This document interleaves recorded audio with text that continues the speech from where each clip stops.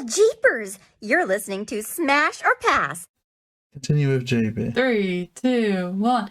With JayBee. Hola! Me, Millie. Smash. Hello. And of course, Rihanna. Hi!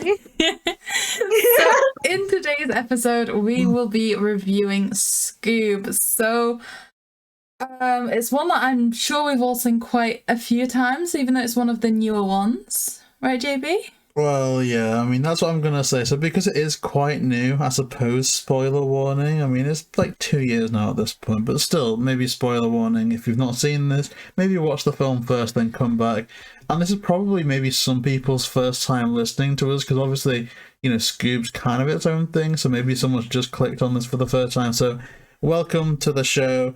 We're very informal. If you're looking for straight to the point, these are the good, these are the bad, you're not going to find it here, because there's going to be multiple tangents about multiple things. So please enjoy. Okay, so as JayBee said, spoiler warning, because as always, we're starting with a bit of a plot summary if you've not seen it or not seen it for a while. So Scoob is like another origin story of Scooby Doo. It's how Shaggy came to meet Scooby, how they came to become Mystery Inc., how they met the rest of the gang, how they grew up together. And then, again, I kind of want to say, like the kind of standard origin stories that we've seen, or like a lot of the live action ones we've seen, it's like the gang have a bit of a disagreement. They all kind of go their well, not all go separate ways, but like Shaggy and Scooby branch off. And that is when they come to meet the Blue Falcon, or at least the Blue Falcon's son. Yeah. And then, so that kind of sparks an entire adventure that Shaggy and Scooby are going on, where Dick Dastardly is chasing after Scooby because they are trying to reopen this, is it like this old like tomb kind of thing? Yeah, it's like a temple, or right? a vault or something. Some temple of riches, some mythical, I don't know, So mystic stuff. Because Scooby-Doo stories tend to like their ancestors, Scooby-Doo is the last remaining ancestor to open, like we say, this temple, this vault, whatever it is. So Dick Dastardly is trying to find the 3 like skull heads to open this thing, and also to kidnap Scooby. Along the way, the rest of Mystery Incorporated get kidnapped by Dick Dastardly as well, so they end up on their little spaceship thing. Would you say that you were a big fan of Dick? Oh, for God's sake. No, would you say you did a good job? Right, so yeah, at the end of the day, that's the story, and so yeah, Shaggy and Scooby realise that friendship's the most important thing in the world, and that's the end of the movie. So that's a very absolutely horrific summary of the movie. It wasn't horrific, you just went on forever. I don't know what's going on. I like this movie. Believe it or not. Well, you did well. Full credit to you.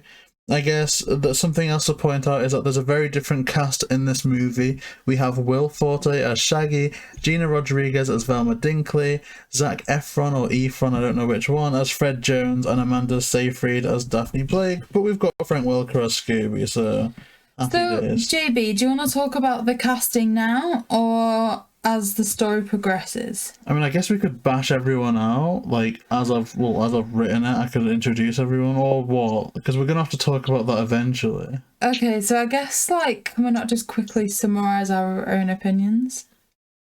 Because I don't feel like I need to go through every cast member. Well, we're not going to go through, like, young Fred. We're not going to go through... Okay, then, JayBee, you do you. Like... Oh, God. Which one was I starting with? You came up with the concept. Okay, fine then. Roll with it. So I'm not a big fan of Will Forte's Shaggy. I'm not. I don't... Yeah, this is me. This is my piece. I don't understand why they replaced Matthew Lillard. And here's the thing, right? I know that they wanted to make this a big clouted thing, but I do not know who Will Forte is. I don't think I've seen anything that they've been in. I don't think they're more famous than Matthew Lillard. But even if they are... One thing that I will say is that there's so many people out of the community, because I think an advantage that we've got in some regards is that we were out of it for such a long time. And so I know personally, some people, when they saw Scoob being advertised, they thought that this was the very first time that Scoob was coming back since Monsters Unleashed, believe it or not. So if the people that were nostalgic for 2002 and Monsters Unleashed saw and Matthew Lillard returning as Shaggy, I'm willing to bet that a lot of that crowd would have been more inclined to see Scoob. So I don't think that there was a great need to replace him, and if they did need to, I just think that they could have done better than Will Forte. Even like Nick Pilatus, I think, would have done a better job than Will Forte. But the only time like Forte really annoyed me was when he started singing at the start. That's the only part I felt like it was scraping nails. But other than that, what I will say is the stuff that made me cry in this movie was all the stuff between him and Scooby at the end. And so I wasn't sure when I was getting emotional if I was invested in Will Forte, Shaggy, and Scooby's relationship, or if it was just I know these characters and I know that this would be a difficult situation for them, and that's why I'm upset, or if his performance did sell me on the relationship. So we can only speculate on that. Millie, what do you think of Will Forte? I mean, I feel like you've said it all. It's good. What? Have I taken the words out your mouth? Yeah. There was no need to replace Lillard. It wasn't an improvement. It was abysmal in parts. Abysmal. What does Rihanna think? Okay, so I'm not too keen on his voice. However, I think in some ways it kind of, so how I'm kind of like seeing it as is that they're in that teenagery stage where Shaggy's voice is kind of breaking often, and basically in every Ooh. single word he's saying his voice is breaking. So that's how I'm like envisioning it, because he met Scooby when he was like a child, and he even mentioned it was like 10 years on, so that would make him like pubescent teenager basically. So that's kind of my thought going into it, but I wish there was Matthew Lillard. It would have been better, but he did a good job with what he was given, I think. See, that's an interesting way of looking at things, because I never even considered it like that, like it was him going through that stage in life that maybe an older Will Forte Shaggy would sound like Matthew Lillard. So that's a decent take on it, thank you. And I guess last but not least, what does Smash think about Will Forte?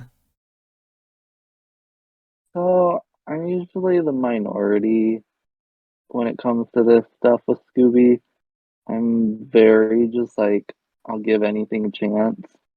And so, like, I knew that the voices were going to be different. And even before hearing them, I was like, yeah, give them a chance. They're going to be different versions of these characters, anyways, because, we hadn't really seen them like 3D animated. So I was like, I can separate them from the like TV show or the direct to video movies, that we see. And so, I mean, the more I watch this movie too, the more I'm like, this is Will Forte's Shaggy. It's not Shaggy, it's Will Forte's Shaggy. I also had no idea who Will Forte was, so I was just like, I guess he's a big name to put on a poster, but I don't recognize it. No, I mean, that makes I sense. don't, It does all I don't factor hate into the it. I don't multiverse. love it. True. I want them to meet. I mean, I guess next, Gina Rodriguez as Velma. You can start that one, Millie. I feel like you can't get worse than half the Velma performances we've been dealing with in the last few movies. So, in theory, anything was going to be an improvement, but it still wasn't good.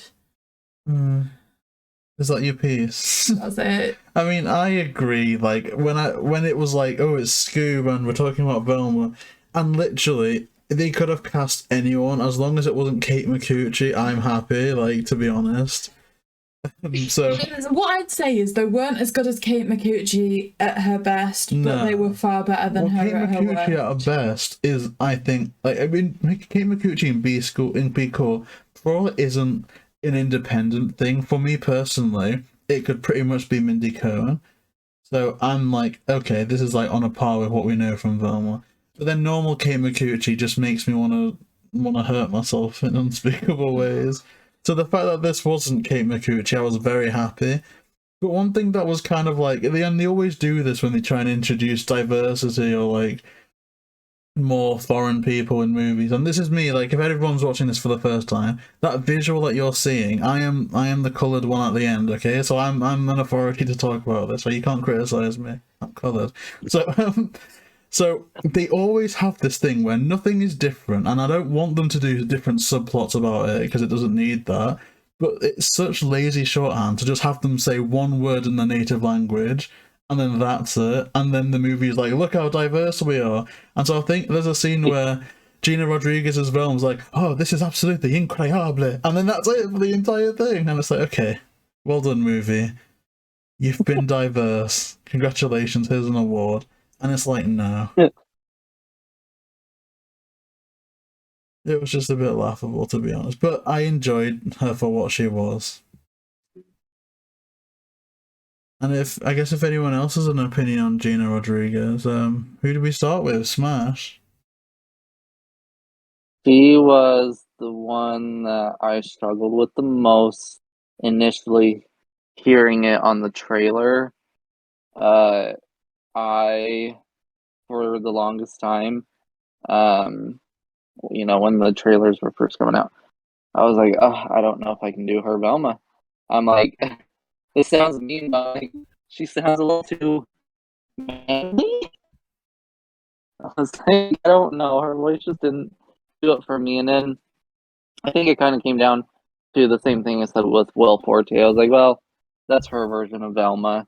But I still think I honestly think I prefer Will Forte over her still. Like, I still think Velma's my least favorite of the main five in this movie.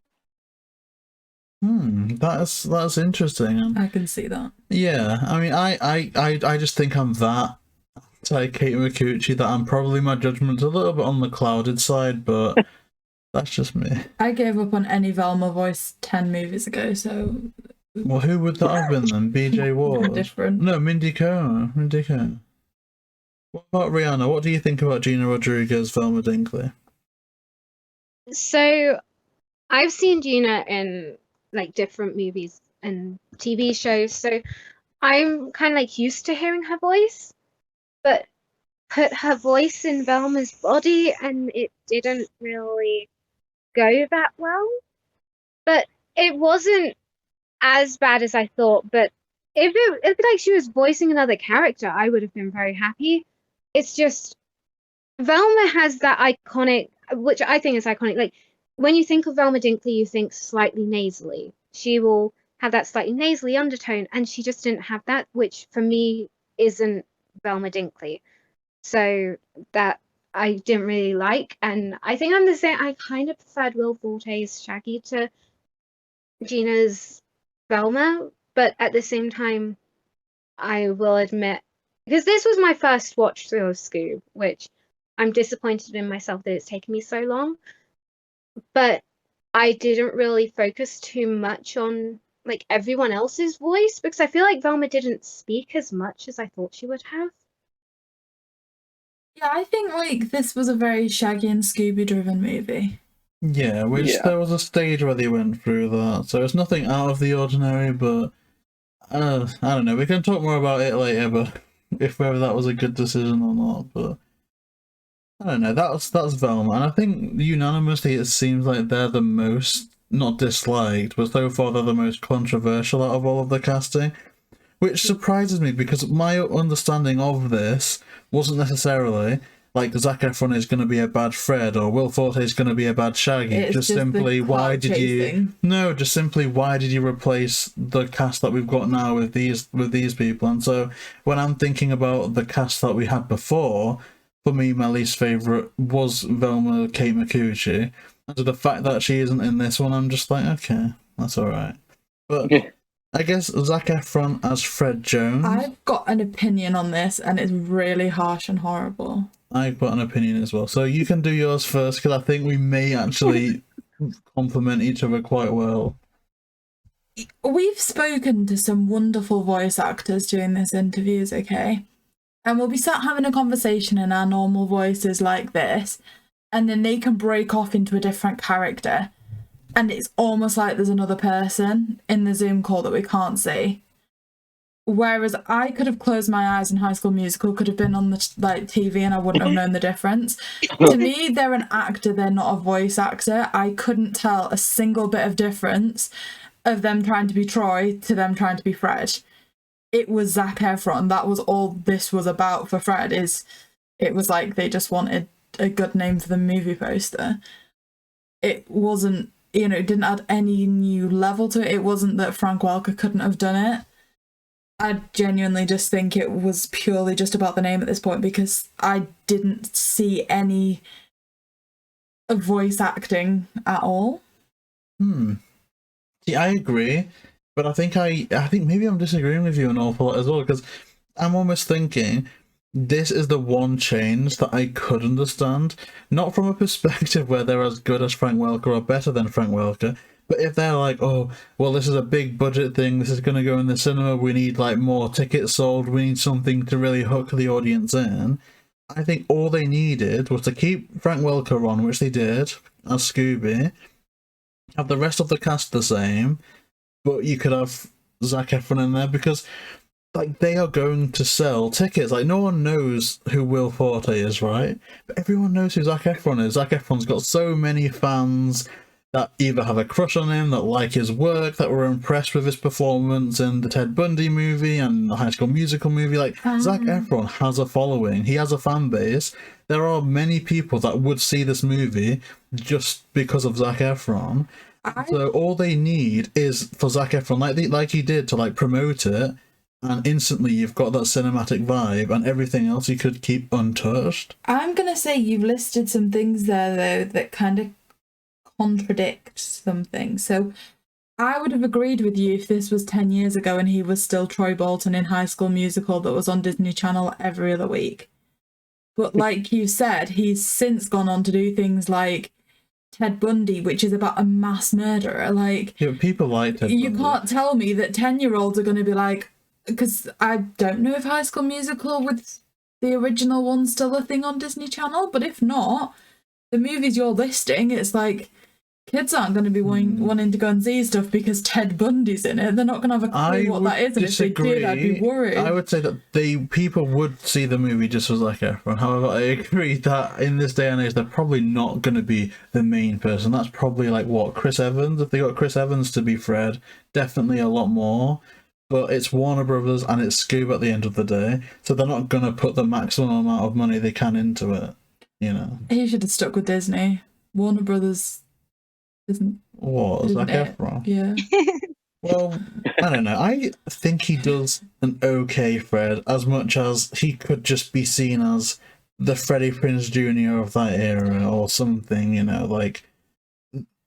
They're as good as can be expected to me. It would have been better as Frank Welker, but I think Zac Efron did his job by selling some tickets I'm or just some saying online that streams. it's a good thing that Shaggy started singing, because if he did, it literally would have just been a really bad High School Musical. Ooh. Imagine they could have got what's her face that played Gabriella to be Daphne. That kind of would have been half interesting. Drama. Drama llama.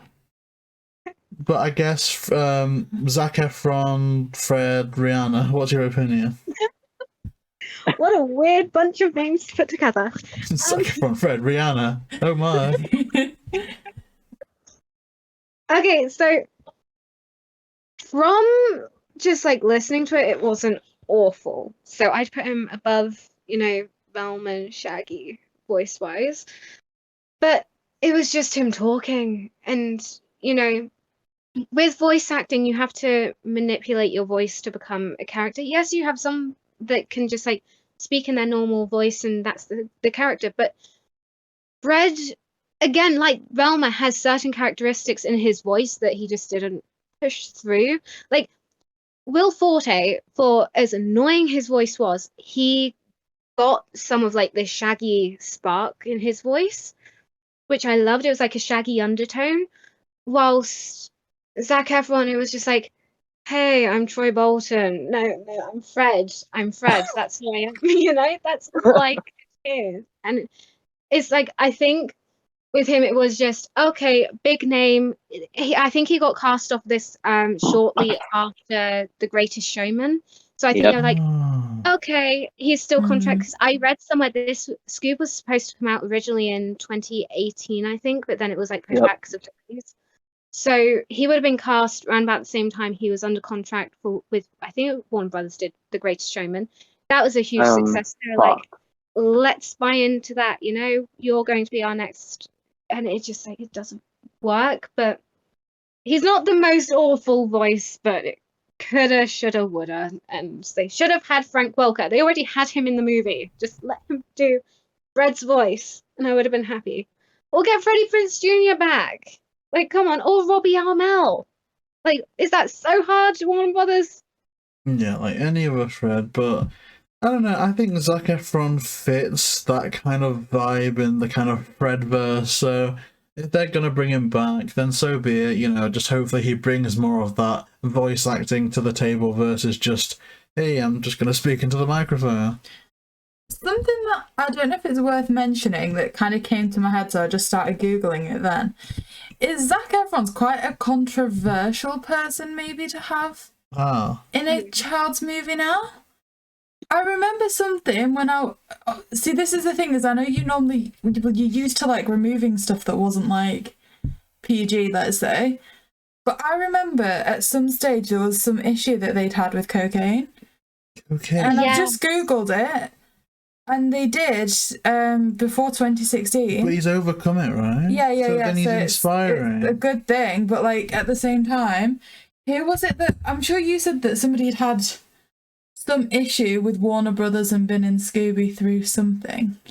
No, well, I think no. Who has I'm been sure in Warner that there'd Brothers? been like an issue.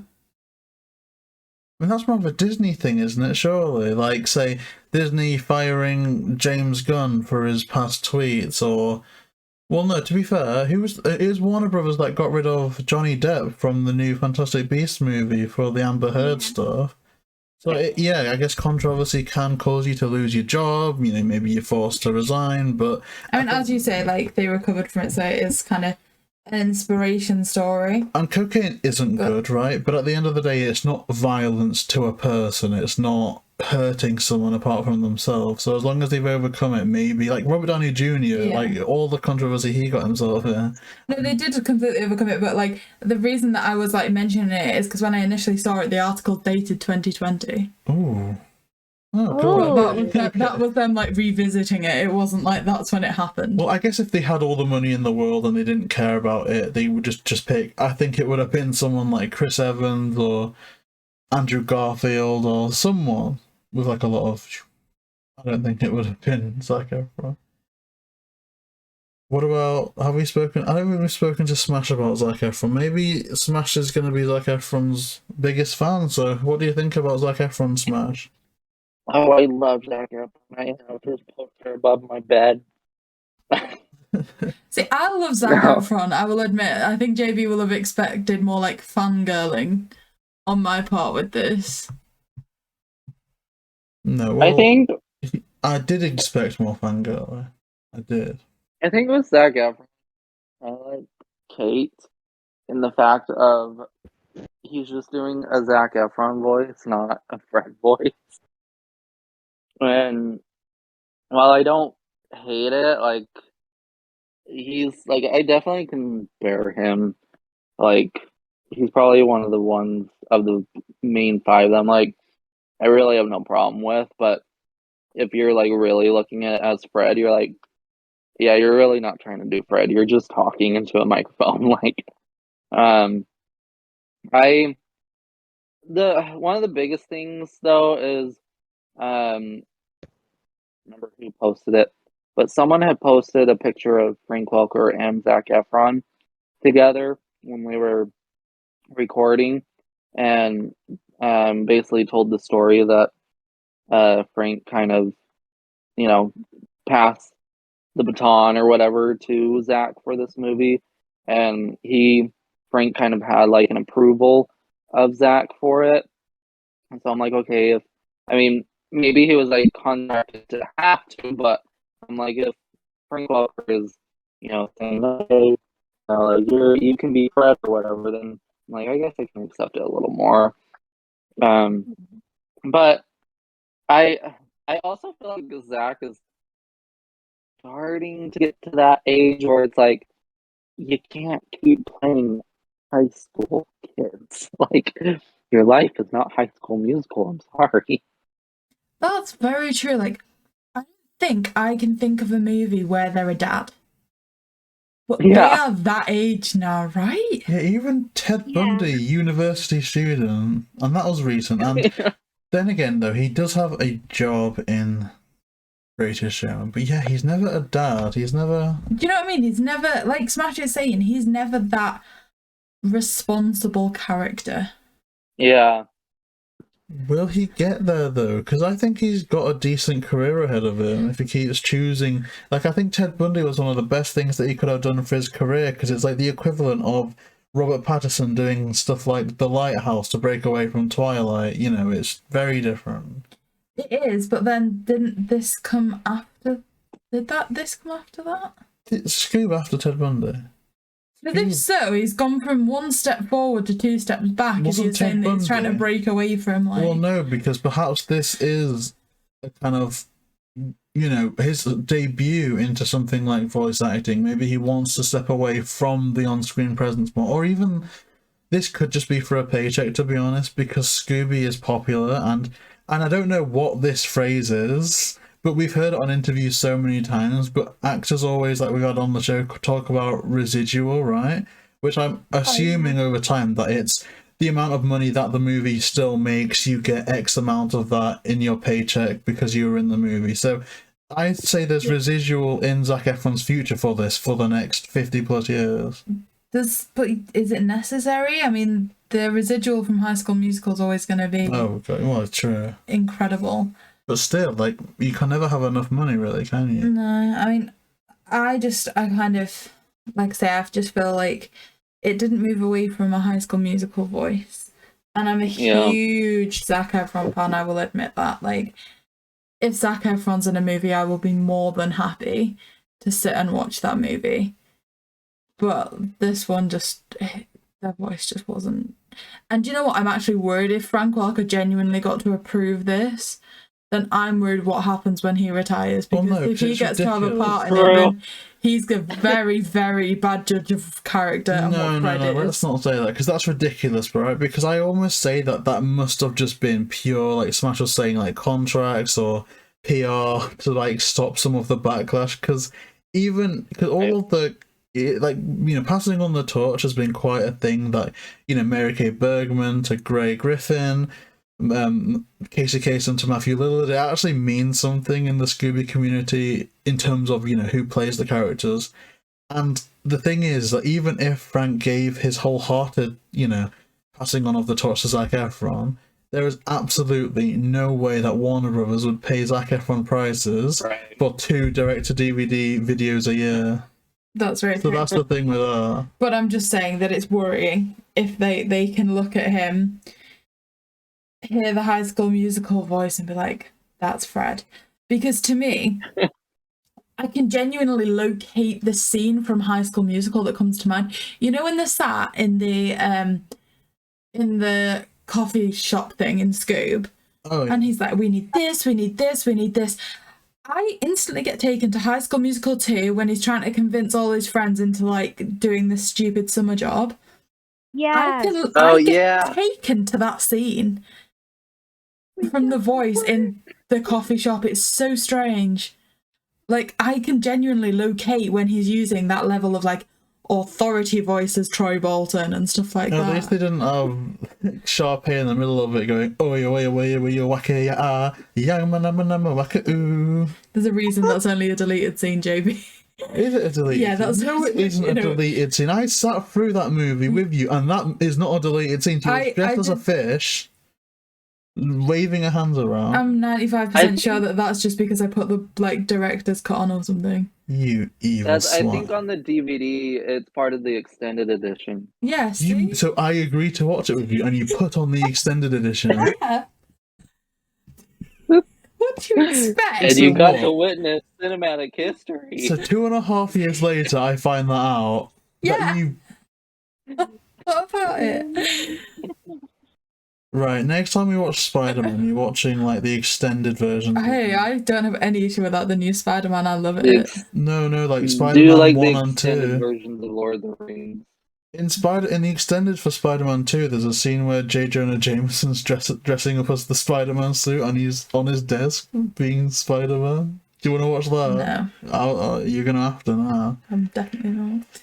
So, we're not gonna. I don't know if we want to talk about Frank Welker as Scooby. They're just Frank Welker as Scooby. I have one comment on it. No, well, I was gonna say we should go to Daphne first. Okay, that's fine. So Amanda Seyfried as Daphne Blake. Let's start with Brianna. Oh, hi. Okay. Hey. I kind of liked her voice. There were some things that I didn't. I think she brought like the whole calmness to Daphne that we sometimes see in movies, and not the chaotic. Like, I think that's also the writing, where it's like, okay, what do I do? Like, where's this? Where's that? Oh my gosh, there's a trap. You know, we aren't seeing the chaotic Daphne. We're seeing a calmer, more sensitive Daphne. I think character-wise, how they wrote Daphne's personality, I really liked, and like the relationship she gets with that little robot. Aww. Me too. Yeah, Dusty. It's so cute. So I her voice want a definitely Dusty figure. I'd love one. See, I agree with Rihanna. I think like they do bring a new level of calmness to Daphne, and I think they've really worked on that Daphne being the people person thing. And so like you say, her interacting with the cute little Rotten and things like that, it's just like, oh. So are you a Seyfried fan? Yeah. To what extent do you think she brought in audiences, right? Because she's been in popular stuff, but I don't know how much. The only thing I can think of is Mamma Mia. Surely, is she not on Pitch Perfect, or is that... Isn't she into something called Into the Woods as well, or something? I just thought she was popular. Hurry and look it up. But yeah, I feel like... So this is the thing, is I wouldn't say that she added anything that Grey Delisle wouldn't. No. Yeah. But at the Oh, same she was in Mean Girls. time... Oh, but then I'd want Lacey Chabert to be in it. So what I'd say, my like conclusion... Les Mis.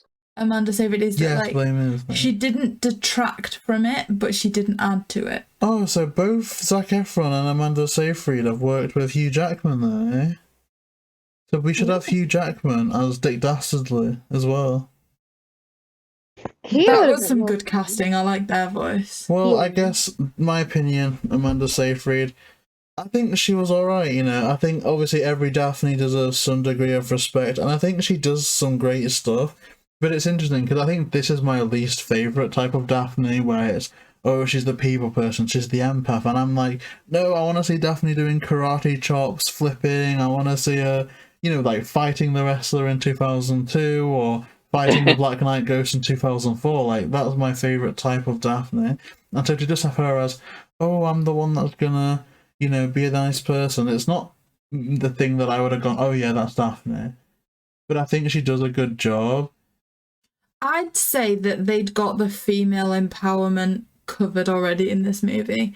You know, with the person that goes around traveling with the Blue Falcon and stuff, like when like the Blue Falcon, Shaggy and Scooby just sit back and she's in charge of like directing the ship out of like these like, you know, the grappling hook things that's landed on the plane wings, and like I feel like that character particularly is just like big tick on the female empowerment. Daphne, we don't need you for that. Like, you can be the people person again. But then I can even be a bit cynical on that front, and it's like, a part of me is almost like, to what extent is that because she's, again, a bit of diversity?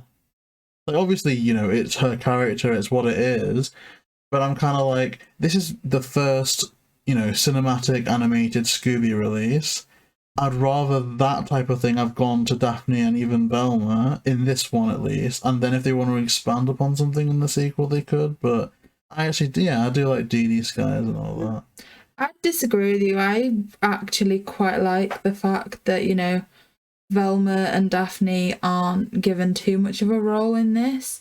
Like, I like Shaggy and Scooby's relationship. I think the fact the movie centers on them adds quite heavily to how the movie ends.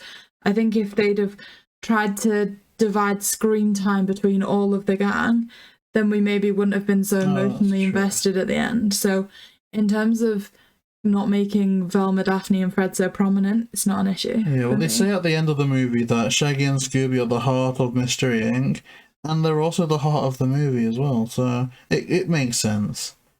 So, Smash, what do you think about Amanda Seyfried?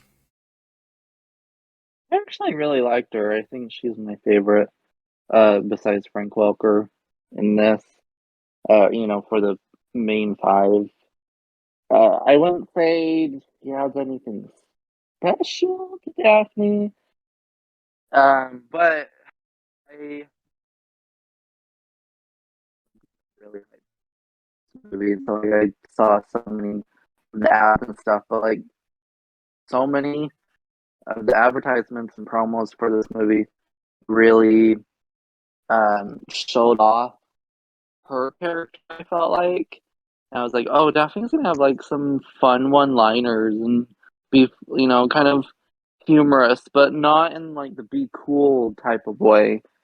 But like, although, yeah, I feel like they could have incorporated her more fighting side into it. I felt like she was just like that person you just want to be friends with. You're like, you're so sweet. I should be friends with you.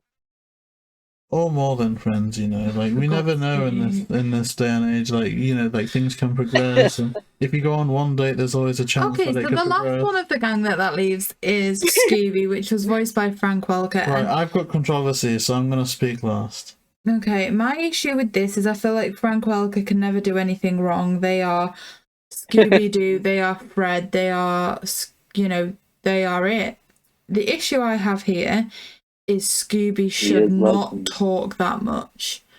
Scooby just doesn't shut up at the start. And you know what? Frank Welker's great at doing the like odd little noise and stuff like that, but like it's annoying when Scooby speaks that much. I genuinely don't like it. But I'm a negative person and Rihanna's not, so I'm gonna go to her next. Okay, so I adore Frank Welker. He's like, if they did Scoob without any input from Frank Welker, I would have rioted. I would have started a petition. I would have marched to the Houses of Parliament, which I don't know if they'd be able to do it, but I would take it to like the highest of high court. I would take it to the heavens, and I'll take it down to hell and everything.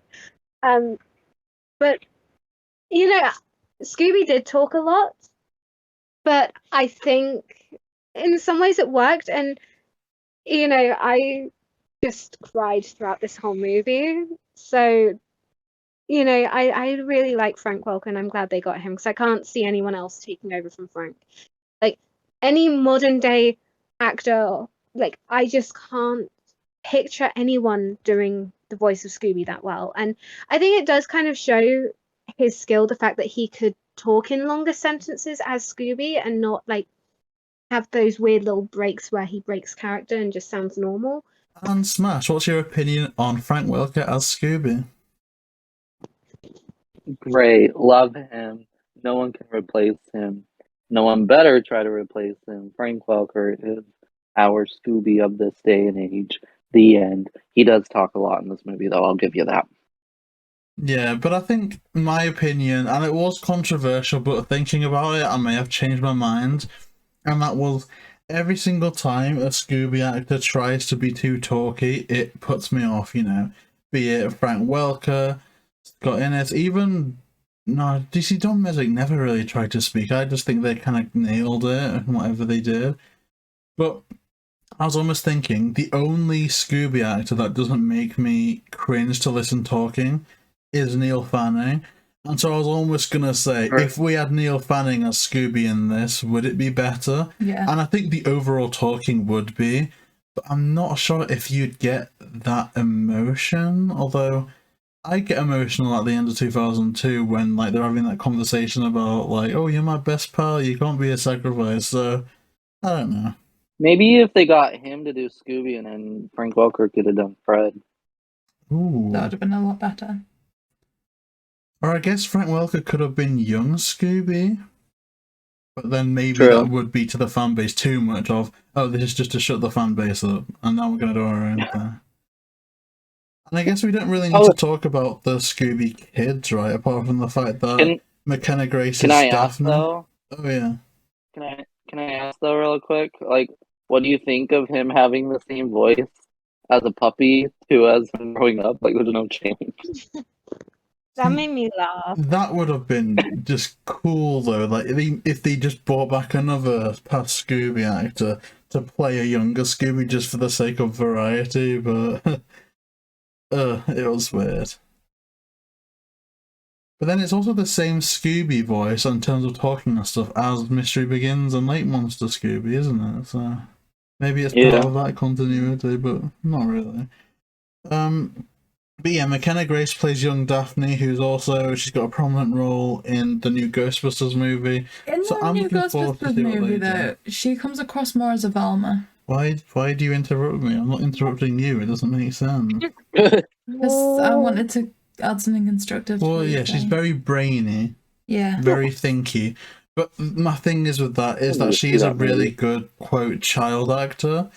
And so if she does, like, if there's like a series of Scoob movies, because I know she's back for Holiday Haunt, to see her evolve as the character of Daphne, I think would actually be really cool. What, Holiday Haunt? Where is it? How are we even going to see it in the UK? Because I don't even think we've got HBO Max. We have a FaceTime call with smASH. Hey, isn't that illegal? No. No. Let's say it isn't. Yeah, let's just do that, and then Let's do it. We Let's can plan pester a movie smASH. night when it comes out, and I will just turn my camera towards the TV and we'll all watch it.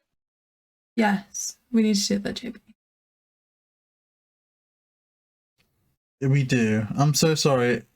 Something happened that we've cut out of the version of the of the show that you're listening to, and we keep looking to the spot of the incident expecting something to happen, and it's admittedly terrifying.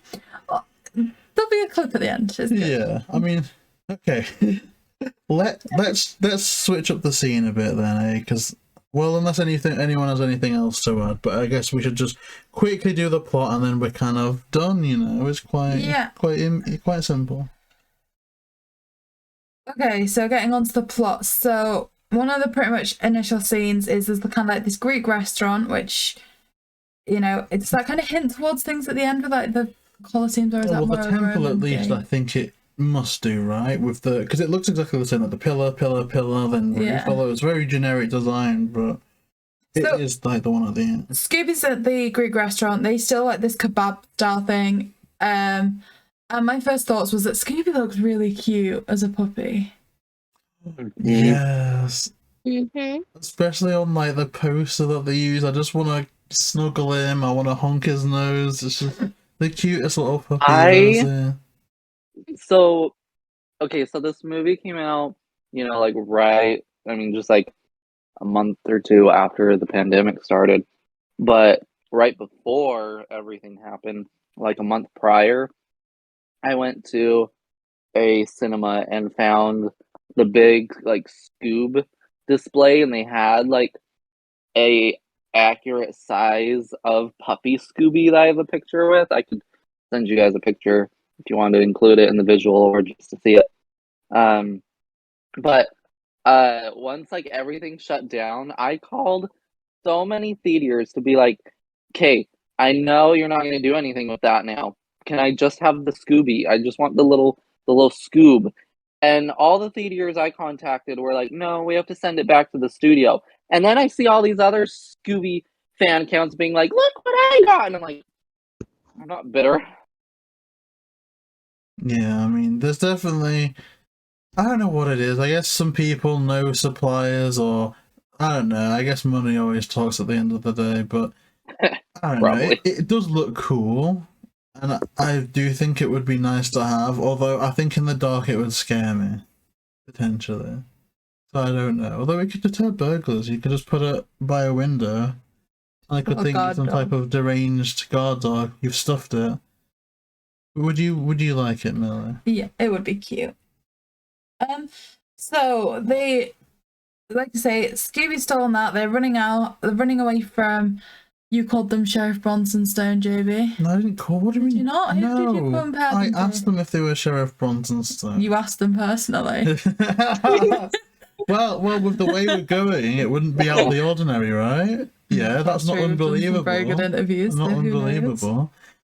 Maybe we will. Hey, but I was almost thinking it would have been cool for them to have Patrick Warburton play the sheriff on the bike. I think that just would have been funny, a funny Easter egg for people that know, but also people that recognise the voice that don't know about Mystery Incorporated would have been happy. But then that's kind of anti-sentiment, isn't it? It's, oh, here's another big name taking away from what would have been the role of you know, a voice actor or something. So maybe not, but I just think it would have been a cool Easter egg.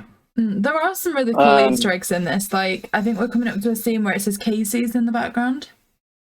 Yes. And there was also, I think, a reference to the head skulls.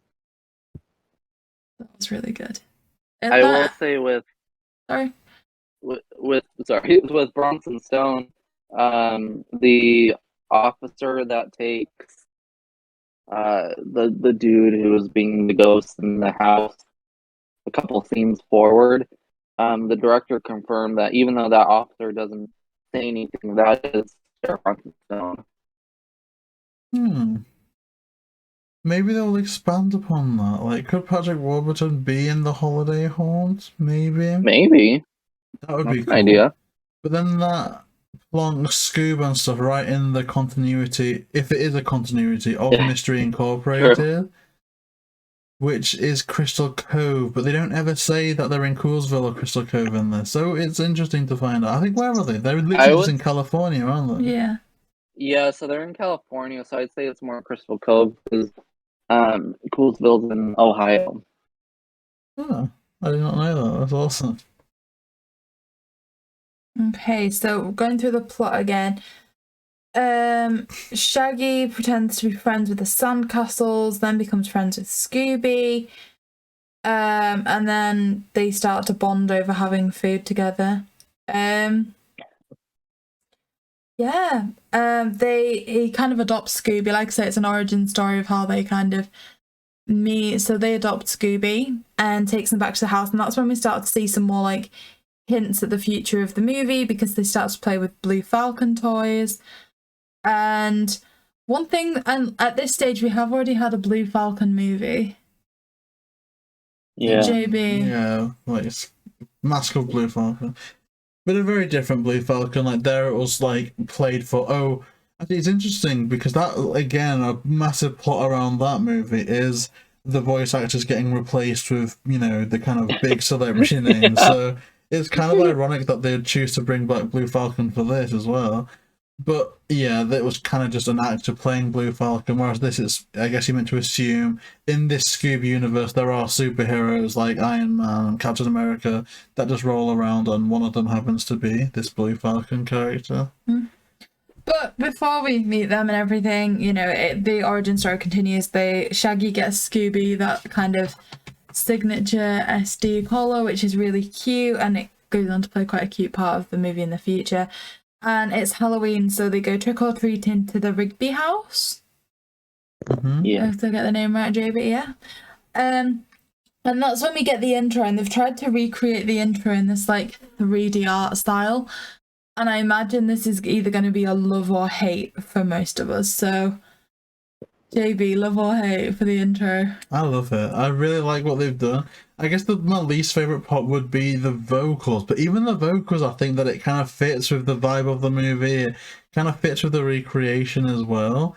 I really like it, and I like how they brought back almost the original, almost sounds, the voices for the monsters. Like, they all sound quite iconic. Like, there's moments that I think, ooh, it's either the Tiki or Captain Cutler that make the same noise that took me right back to watching, you know, Scooby Doo, Where Are You for the very first time. So I think it was really good, and even the changes I love. Like the most Fred thing that, you know, Zac Efron does as Fred, which isn't even him, like you can't hear him talking, is when he just like kind of love hearts to the Mystery Machine. That's such a Fred thing to do. It's a better Fred when they don't speak. That, like, I just love this opening. I love that. It is, I'll ask Smash next. Smash, what do you think to the intro? So this little part leaked like 2 days before the movie initially was supposed to come out, and it didn't get a whole lot of attention. Like, it was just one of those things, like, if you came across it, then it's like, oh my gosh, what? Like, is this real? And whatever. And then, you know, once the movie came out, then it was like, okay, it is real. Everybody spread it. But I remember initially seeing this and was like, no way. Like, that is so cool.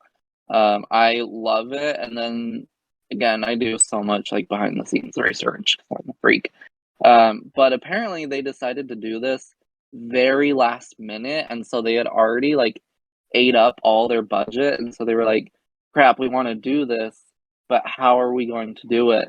And so actually most, not everything, but most of like the sets and the props that's all used within that sequence are all settings and stuff that they use throughout the movie that they already had made. So like, really the only things they had to make for that intro itself were the villains that they brought into it, you know, to kind of recreate it. But like, everything else within that sequence was already previously reused in different scenes of the movie that they just kind of pulled from. And then one fun detail as well is, so in the original Spooky Space Kook episode of Scooby Doo, Where Are You? Don Mezek, who did Scooby Doo originally, did the laugh for Space Kook, and instead of trying to recreate it, they actually went to the Mezek family and said, can we look through the archives of his recordings and stuff, and found the original recording of him doing the laugh, and they used that in that intro. So I thought that was a really cool detail. Yeah, because I even think that it is said that, I think Muttley, it might be Muttley, is credited like as something / Don Mezek. Yeah, So his it's awesome. Muttley's laugh is Don Mezek, and then if he ever spoke, it was Billy West. Oh, That's amazing. I actually really do like that. That's a cool little bit of information. The only thing that comes to mind now that I actually don't like about it is the outfits that the gang were in, like when it wasn't the iconic outfits or the Scoob outfits. Yeah. Because it was just almost like stock, what you'd expect from like a Facebook avatar or a Snapchat avatar. It was just, you know, red top with a cat on it, you know, that type of thing. Red top with an emoji on it. Whereas it would have been cool, at least for that sequence, to have some type of spin on the Where Are You costumes, but maybe they just didn't think that was fitting with the tone. Rihanna, what did you think to the intro? I loved it. It took me back to, like, you know, the older Scooby Doo movies where we got a new like singer singing the Scooby Doo Movie theme, and I just love it so much. And I loved how they showed the progression of them getting older, so solving the mysteries from being younger to like, it makes me happy, and seeing like all the ghosts, and I was like, I remember, you know, I mean, I watch Scooby Doo Are You at least once a day, so it's not like I remember, but it's like this, just seeing it in like person, because I had a feeling they would do something like this, but you know, actually seeing it today, I was like, it just made me happy, because I was sobbing just before this, and then I went to happy, and then I went to sad, and happy and sad. So this movie, I need therapy because of this. The end of this movie certainly is like, it gets you.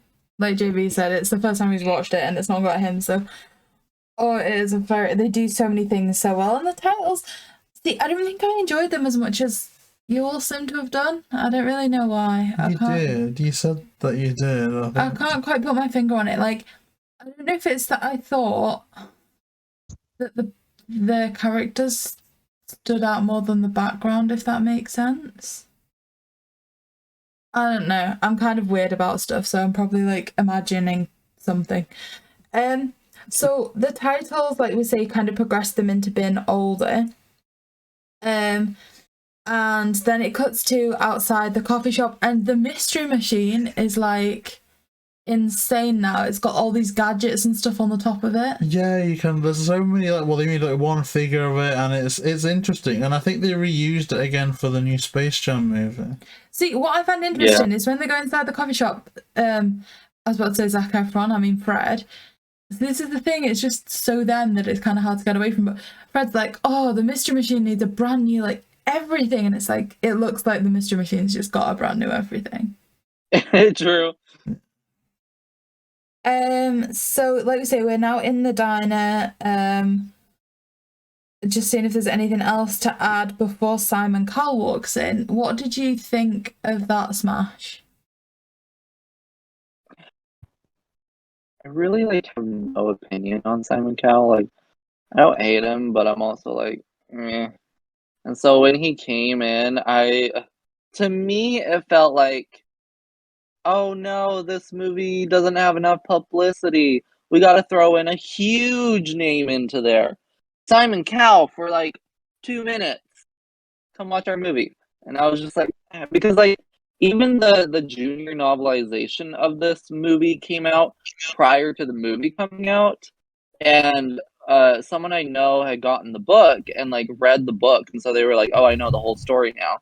I know what's going to happen. But even in that book, they didn't know that they were going to use Simon Cowell yet, and so the book just references it as like some rich guy basically that's going to invest in them. And I'm like, they literally were just like, we just need a big name. Hurry and pull someone. Yeah. I think I personally would completely agree with a lot of what you're saying. It's almost like, okay, so we said that this is going to be Scooby where we bring in all the big names, so... But is Simon Cowell a big name? Because in Monsters Unleashed, if he was a cameo in Monsters Unleashed, I would kind of gone, okay, yeah, that's kind of cool. But now? Yeah, I will admit, I don't know why he's famous. I don't know why he's got money. I know that he's a judge on TV shows, but I don't know what gave him the credibility to stand at that level and tell people that they're awful. I don't know what superiority he was given or why he was given it, I'll admit that much. But yeah, for me it was just kind of like, okay, well, let's keep throwing the names in there. This is just the next one. I mean, I'm going to be a bit controversial here, because I always dislike it when they do this, because I'm more of like a Marvel guy. But they own the rights to Batman, right? They could have had Bruce Wayne there as the rich person that was going to invest in Oh, that would have been cool. You know, it would have been a bit more like a cinematic tie-in, but it also would have made sense. Saying that though, like Pamela Anderson was in the 2002 movie, so they've kind of already set a bit of a trend of we're just going to have a random celebrity at the start. So. Yeah. Rihanna, what did you think to Simon Cowell in there? Okay, so he is, I think, one of the most controversial people nowadays because he just says things as it is. He doesn't care about people's feelings. Yeah. But all I could think of, I don't know if you guys watched it, but the Bratz TV show and some of their movies had Simon Cowell just like randomly popping up. And all I could think of was, wait, he insisted on managing the Bratz for their singing career that kind of flopped after 2 episodes. So, like, what's going on here? Come on, Scooby. But, you know, it was kind of like, I knew from a previous interview that I think it was something like he asked to be part of it or something because he was working on something with Warner Brothers. And when he was filming, he took his son Eric into the studio to record, and he got to see it all. So hearing that side of things, that it made his son happy, was like, oh, new generation of Scooby fans. That makes me happy. But I just don't really see the point of him other than the double unmasking that comes later, which was hilarious because I think that I just thought of the Bratz episodes which he popped in and it flopped. And he tore friendships apart back then as well. He made Jasmine feel like she was worthless. And that's what he did to Shaggy and Scooby. I mean, he was quite good though in the Shrek Far Far Away Idol, right? I was gonna say, anytime I think of Simon Cowell, I just think of Shrek. Hey, Simon, what do you think of Donkey? Oh, Simon bloody Cowell. I mean, I used to love Simon Cowell as a judge, just a personality, way back in Britain's Got Talent when it was him, Piers Morgan, and oh god, who was it? Him, Piers Morgan, and and was it Amanda Holden? Yeah, Amanda Holden. But that's going back to like the early 2000s. Now I don't know what they're doing. I guess they still do Britain's Got Talent, maybe X Factor. But what I will say is that besides being a plot device, they do serve that purpose decently well. You know, it's just random, but... But why would they be in, like... See, this is the thing, is I'm quite a practical person. Why would they be wanting to invest in Mystery Inc? They do talent shows.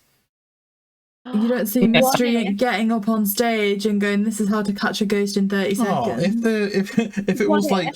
Oh my god, could you imagine if it was like before that era and they got Donald Trump to do it because he did The Apprentice? Like the US Apprentice. Oh god. I have a theory, like, what if in another universe Simon Cowell wanted to do Mystery Inc. the musical? Oh, but we should do Mystery Inc. Well, I guess the live show's happening, but I would watch a It's Mystery true. Inc. musical. Okay.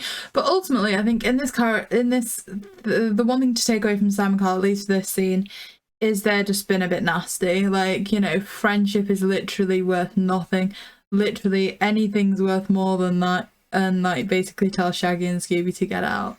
Yeah, but it's not true, because obviously friendship isn't worth any monetary value to an extent, but there's worse things than like Kate McCucci Velma's not as, you know, I mean, that's worse, isn't it? I mean, I guess it is, JayBee. See, if people listening to this for the first time probably just think I'm some dick on this podcast. You are a very grumpy one as well. Dick Dastardly, that is. But okay, so the next bit, Shaggy and Scooby, like we say, basically told to get out, so they go bowling. The Takamoto Bowl, which is a reference to, I don't know their first name, it's like Iowa Takamoto, who was like the designer of Scooby way back when. So I love those references, and that's a part of me. It reminds me not to feel too sorry for like the regular animated cast, because it kind of just shows that it's always a spinning wheel of who's playing who at what time and who's playing what at another time. Like, who's to say that in a Scooby movie in 100 years, because they probably will still be around, there's a cinematic release where the new Shaggy lives on Lillard Lane or something, you know. So kind of to that extent, it's always, you know, always just continuing. So, like we say, they have gone bowling, and at this stage, there's this issue with the ball return, and then the pins, the balls, everything start to turn into these monsters, and they look terrifying. And then in the next bit, they are so cute. Oh, we've got little toys of them, don't we? We do. When they did sit, plushies of them, but when like you know, Shaggy and Scooby do that typical thing where they like put on a disguise and then pretend to be like waiters or something. The things that the monsters turn into then are adorable. And like at the when we first see Dick Dastardly and they have the rotten stood next to them, there's ones that like love hearts on their eyes and stuff. It's like, these are too cute to be the villains. True. I do like them a lot. It's like the fact that they were happy once they were thinking that they'd be fed. And then, of course, we see Daphne, Fred, and Velma, and like, sorry to skip ahead a little bit. Like, they're like, oh, why are we arguing? Oh, we haven't eaten yet. And we just saw them, like, getting really happy over the fact they could eat food. And they got angry because they didn't have the food they wanted. They're literally like JayBee, so they're happy either when they're eating or when Daphne's interacting with them. Oh. They're little offsprings of JayBee. Imagine, so somewhere I've like gone mad with a vacuum cleaner, and this is my spawn of Daphne simping robots. Yeah. Oh yeah, come on, man. I am so jealous that little sucker thing got a kiss from Daphne at the end. Like, oh man. And you know what? The Daphne Amanda Seyfried looks awesome though.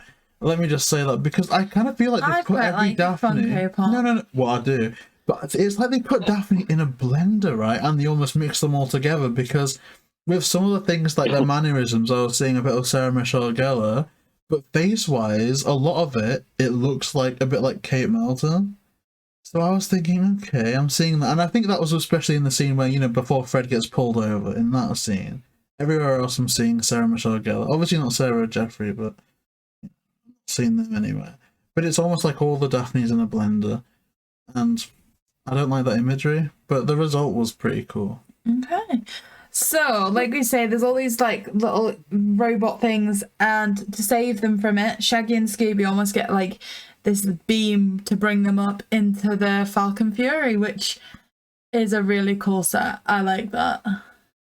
It was cool, but I kind of feel like it was also a bit minimalist, Maybe it was budget, because it's like this massive, in an era where the superhero things, like when you think about superhero vehicles, you've got, the Iron Man suit, the helicarriers from S.H.I.E.L.D. and stuff like that, and just to have just a white background was a bit boring, and that's why I did like it when Blue Falcon was doing his presentation. Like, everyone's like, oh, this is so cringy, why does he have to dab? But I actually thought that scene was a lot of fun. You see, They've gone to IKEA though. IKEA, where is IKEA? Do we have it in the UK? Yeah, I just said that, like, for all it looks plain, like, you start to see there's technology existing under the surface. Like, things light up when she walks across the room because there is existing things that you just don't see. Like you say, Blue Falcon's entrance, I think that's amazing. It's so fun. And often what you just want from a movie is fun, and that scene's fun. He's controversial, right, though, isn't he? Mark Wahlberg. I don't know. I swear he's controversial, but I don't know. Well, this was his very first voice acting job he'd ever done. I think he does alright as He like does really a well. kind of, he's meant to be almost like a bumbling fool. I'm always reminded of like I don't know if everyone like listening to this has seen Into the Spider-Verse, but of the older Peter Parker that Miles Morales encounters there. He reminds me so much of the Blue Falcon in this. So I kind of like it from that point of view. I feel like their character's very endearing by the end of it, so I think it's done really well. I want to be a He reminds me of a superhero. Chad. A Chad. It's like an alpha. Well, I wouldn't be a superhero though. I could be like the Brown Falcon.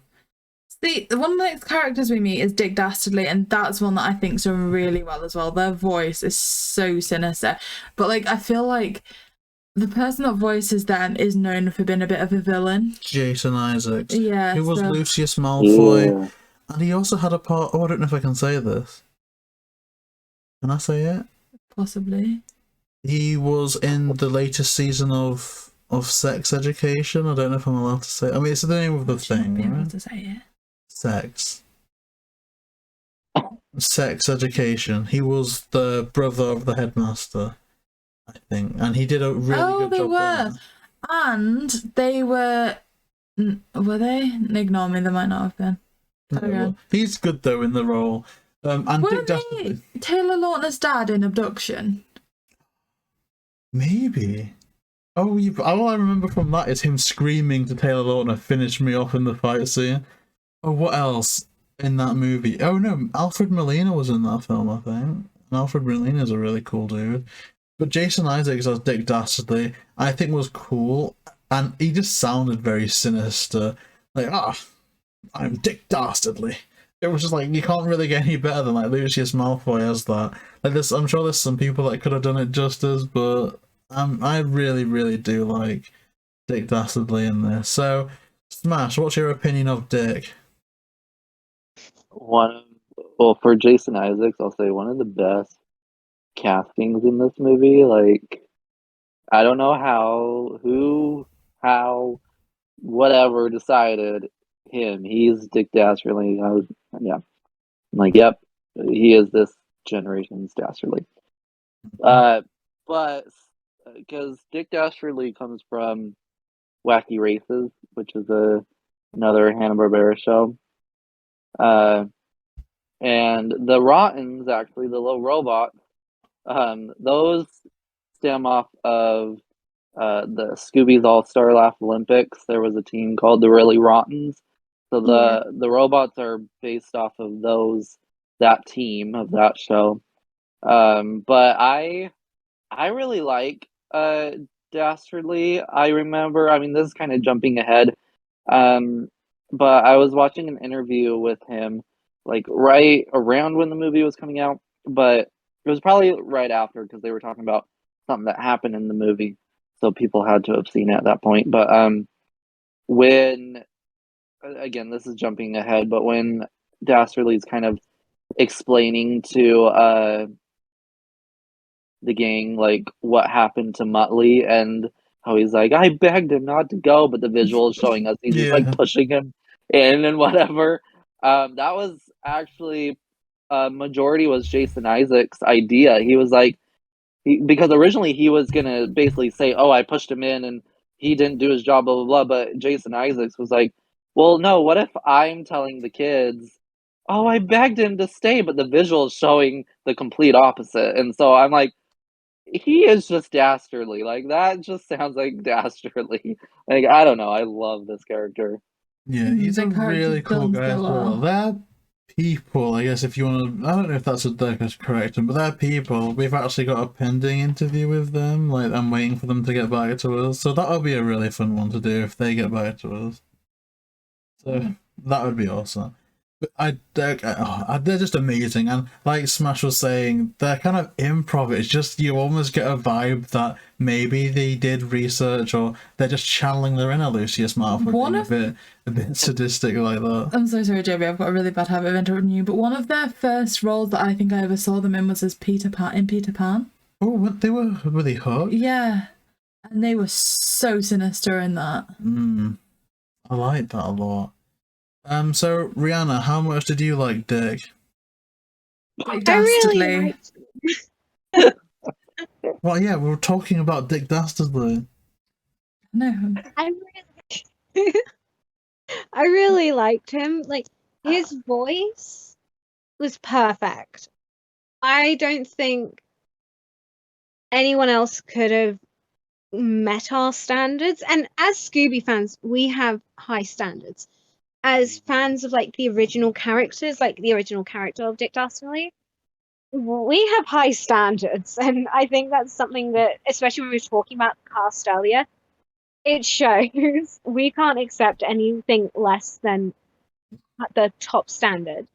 But you know, he is just the epitome of evil. I feel it suited him. He can manipulate people, and it's, you know, it was just great to like. To hear his like take on Dick Dastardly, and I enjoyed it. I got lost in the whole film, and especially his character and the story behind it. Aww. His character was done so well. So it does sound like we're all fans of Dick here, so I'm really happy about that. And you know what? I actually will say this in all seriousness now. There is a kind of thing where you're almost led to believe that his motivation is treasure, it's money, it's kind of materialistic gain, and whilst it does almost evolve to that, albeit opportunistically, it's just so great that the villain's main motivation is so attached to the vibe of the movie, which is friendship. You know, there's the friendship between Blue Falcon Dynamite, there's the friendship between the gang, and notably Shaggy and Scooby, and even the villain's motivation being friendship, I think is so thematic. Yeah. It's so cute. Ooh. So, okay, so I don't know. This is a bit of like behind the scenes stuff. So SMASH, you do need to go in 15 minutes. That is no problem. I guess if we haven't like wrapped up by that time, if you just want to give your verdict then and there, that's no problem, you know. Okay. Because obviously we had that tangent at the start, like in the middle, that we probably would have finished by now if it wasn't for that whole ordeal. But yeah, sorry. Thank you. Yeah, they're fun though. It's all good. Okay, so getting back to the plot. So of course, not very far after this, Velma and the gang kind of realise that they've made a bit of a mistake, and they start trying to track Shaggy and Scooby. And at that stage, they work out that Dick Dastardly is looking for dog skulls, and that they've stolen some dog records and things like that. So they start to kind of work out the plot.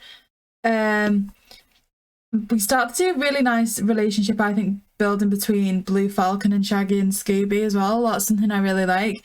So obviously Shaggy and Scooby, a lot of their life centered around food, and they try and make him the Scoob Shag specialty. You know, that big ice cream sundae? I want that. So, and again, like Dick Dastardly's character's just, not Dick Dastardly, Blue Falcon's character's just kind of built on more and more, and I think it's quite fun. Like, you know, and they're like, oh, well, my followers are telling me that I need to go to this place. This is where the next skull is.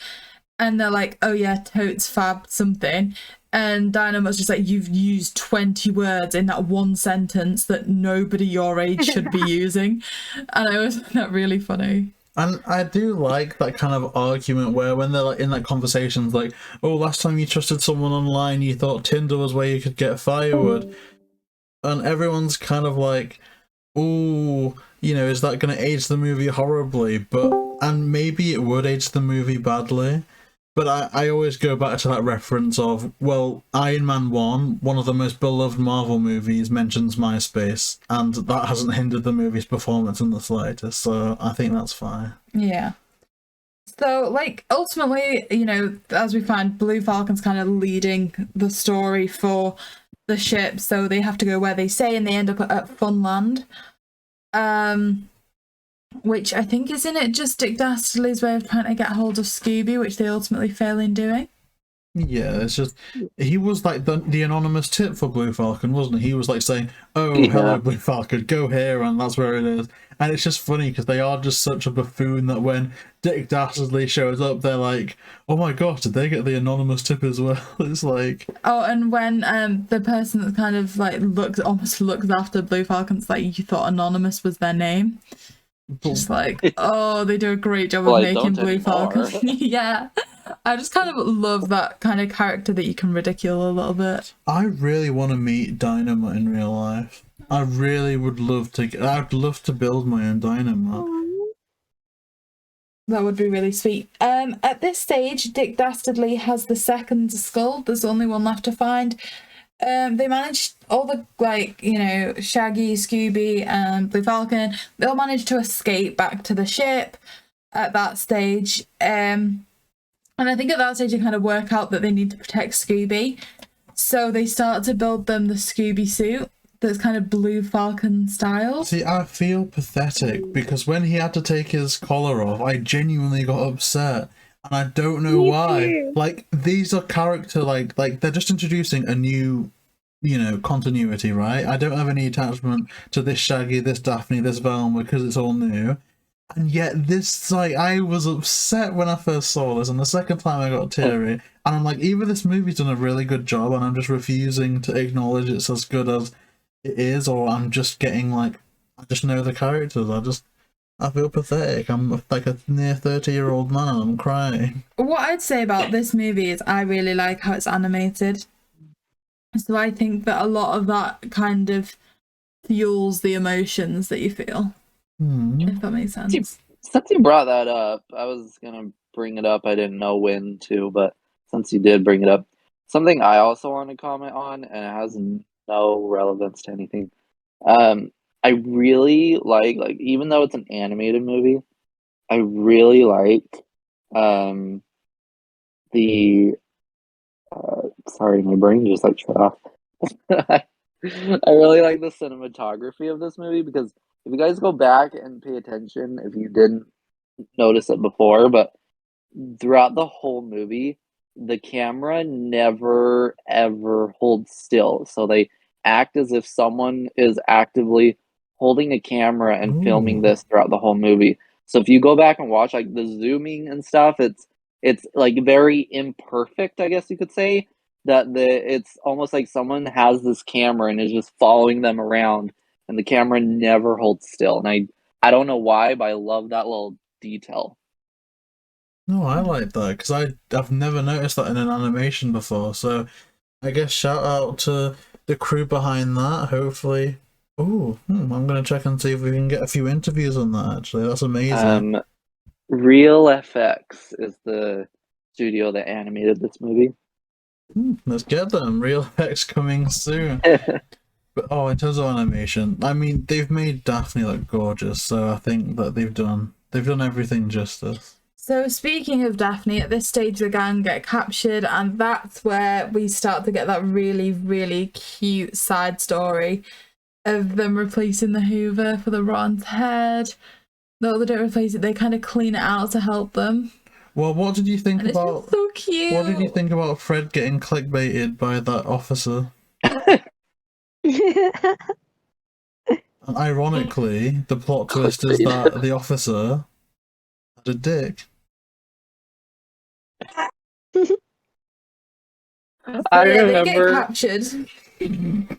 Sorry, I remember this movie came out and like seeing that scene, and then like a day after the movie had come out, it became this huge like meme. It was being posted everywhere, and then I remember like maybe 2 weeks after that whole meme had blown up or whatever. Because again, this came out still when like the height of the pandemic was still going on, and like I remember, so like that was all I saw on my feed was this freaking like sexy cop from Scoob, everybody making memes of it, and then it just like went silence, like nobody, it's like it didn't exist anymore. And then I saw like one tweet that exploded and was like, said something like, man, this pandemic really makes you realize how fast time goes. Anybody remember that time when the sexy cop from Scoob was trending? Yeah, that was only like a week ago. Feels like forever, right? And I was like, what the heck? That's nuts. But I'm again, like with Camp Scare and everything, I'm just angry that Fred chooses to simp over this cop when there's a queen sat next to him. Fred. Bad decisions as usual. Oh, I'd like to remind everyone it's 2002 next week and JB's going to be unbearable. No, I'm not doing it. I'm not going to be in that episode. I've already made it clear. I'm not getting cancelled. I'm going to take a leave of absence so you can be in here by yourself. Okay. No, because who would have got the spider for me? Yeah, but no one knows about the spider yet, so we can't say it. It's confidential information. Okay, so like I said, the gang get captured and Daphne helps the little rotten and ultimately they help them get let out, and at that stage they get some more information and they try to communicate to Shaggy and Scooby where the last skull is. At this stage they come across the Muttley Shrine. And that's when we get the flashback to that bit that Smash was talking about where like Dick Dastardly was like, I told them not to go, and then you just see the scene where they're like pushing them through the door like, get away, go. It's really funny. It was a great addition. I'm really happy that they did do it that way. And then at that stage, it cuts back to the Falcon Fury arriving at the island where the third skull is, and we see Captain Caveman. I wasn't a fan of this. Like, it was interesting, and in terms of they're trying to build like a cinematic universe, it's, I guess, their answer to Black Panther, right? It's in a separate universe, you know, a separate cornerstone of the world. So if they do decide to make a Captain Caveman movie, it doesn't really need to tie into anything as such because it is secluded, and so stuff that happens with future movies don't need to affect it or whatever.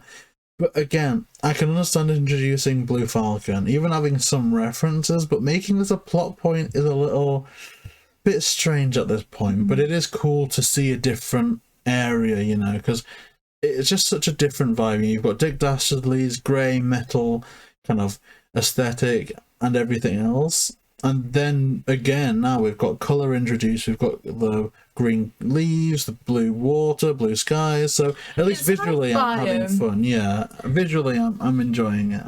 But okay, with that being said, like something else to note, sorry, because like Captain Caveman is kind of random and he doesn't really have that huge of a part in the movie, but if you don't know your history, Dee Dee Skies is actually one of the original teen angels that was with Captain Caveman, the original cartoon of Captain Caveman.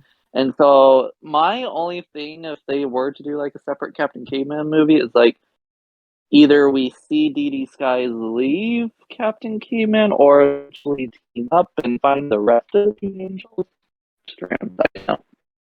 You see, that would almost be like, again, going on a bit too early, because you could have had those references. Like if there was a separate pre-establishing movie, it could have been Dee Dee's Guys with Captain Caveman, and then because of the events of this movie, it could almost see Dee Dee going, hang on, I'm kind of a bit different than everyone here, and then people that look a bit like me show up. I'm almost curious. I think I want to see what else is out there, and then you've got maybe a after the Scoob movie, a Blue Falcon spin-off, and then maybe on one of Blue Falcon's adventures, all of those, angels get reunited, and maybe she goes back to Captain Caveman for his thing. So, I don't know. I guess they've rushed things a little bit, but it was at least a fun scene, especially like the "Who's your captain, Captain Caveman." Yeah. See, at this stage, Shaggy decides not to leave the Falcon Fury. They stay behind, and this is another sad scene because they find Scooby's dog tag on the incineration tray. Is that where it is? Yeah, isn't it? I always Yeah. just thought it was Yeah. like one of the robots was carrying it around just because it was like a spare part. No, it says incineration on the tray. They're gonna burn it. Really? Yeah.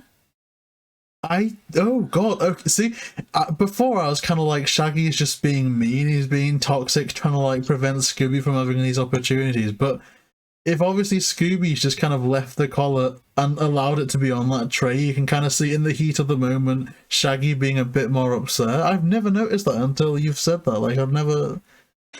Really? It was going to be burned? Yeah, Rihanna, you just agreed, Yeah. right? It does say that. Yeah, because Jeez. there's this sign for. Oh, sorry. Oh, it sounds like either Tilda or Tati's joining. I can't believe He it. has a lot to say about this movie. I can't believe that was going to be burned. Yeah, it is really sad. It's kind of cruel, like you say, that Oh. Scooby's gonna just let that happen. Shaggy. Look, I've got the Oh, Shaggy Funko Pop JB's now. like hugging the Scoob Shaggy Funko Pop. Oh, poor guy. It is kind of sad. Yeah. But then they kind of get this break that it's almost like, oh, things are okay, because they go to the door and they see Fred with the mystery machine. But then that's kind of a trap. It turns out that Fred was a bit of a dick. So cutting to the But arena, they have to battle Captain Caveman to get the last Captain goal. Caveman. And that was a bit random, Entertain. as we kind of said. What did It's he call the strange. school? Was it called the Slagoople? Oh, yeah. Do you guys know what that is? No? It is, I believe, if I'm remembering correctly, it's the name of Wilma Flintstone's mother. Oh gosh. Oh. So they've named That. they've named a dog skull after their mother-in-law. Yep. JayBee, don't go getting ideas. My mum really likes you. Aw. So I guess, this might be about the time that Smash, I guess you want to do your summary now, that'd be fine. Yeah, sorry, I was just blowing my nose, so I muted it. Oh no, I'm so sorry. It's all good. Yeah, we're just getting ready to leave, so I can say my adieu.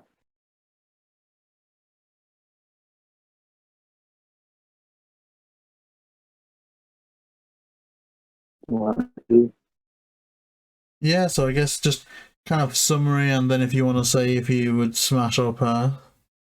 Okay, yeah, so summary of this movie. I know this is a very controversial movie. Some people love it, some people hate it. I think the biggest thing with this movie is a lot of people were going into it thinking it was going to be like purely a Scooby Doo movie, and not knowing that it's going to be like this Hanna-Barbera kind of introduction mixture thing. But I look at it more as a love letter to Hanna-Barbera itself. And so I'm like, if you know your history of Hanna-Barbera, not just of Scooby, then this really is such a love letter. There's so many Easter eggs to other Hanna-Barbera properties and stuff, even in the credits, with the little visual thing that they do. When this movie came out, I did like my top 5 favorite Scooby movies, and I actually put this as my number 4 favorite. It knocked down Music of the Vampire for me out of my top 5. So yes, there's flaws with it. There's flaws with anything. Nothing's gonna be perfect, but for what this movie is, I really, really enjoy it. I can watch it on repeat quite a bit. It's just so cute. I think that's the biggest thing, is this movie is so freaking cute. And yeah, so in the end, I will definitely smash this one. Hey. Okay, well, So that is an amazing verdict from Smash. Obviously, you know, Smash, thank you so much for showing up. So sorry it's kind of ran over a bit, but I guess hopefully we All should good. see you on the next episode or a future episode. Links to Smash's channel will be in the description, and I guess we'll speak when we speak. Have a good whatever you're doing have now. a good evening. Thanks, you guys too. Don't let the Bye. spiders bite. Oh god, don't say that. See you soon, Smash. Okay, bye. Bye. Okay, so I guess getting back into the plot at this stage, you know, for all the fight pans out, Scooby is kidnapped by Dick Dastardly. Dastardly. And they take the skull as well. So this is kind of like the oh no, we've lost all hope kind of moment when Shaggy gives his big emotional speech that, you know, when he met Scooby, he said he'd never leave him, and he can't let that be the case now. It's that gets me because, like, it's just so cute how they're insufferable, and then I think it's because I've got separation anxiety myself that I'm a bit like, stop it, I don't want to hear this. Because even this gets me more emotional than in 2002 when Shaggy's like, oh, now I'm going to have a Scooby snack and I'm going to save my best pal, because for all I prefer that movie, spoiler alert, it just, I don't know. I never took any of the emotions in that too seriously, because it never paused to be emotional, really, apart from that final where he's walking Scooby with like the others to be the sacrifice.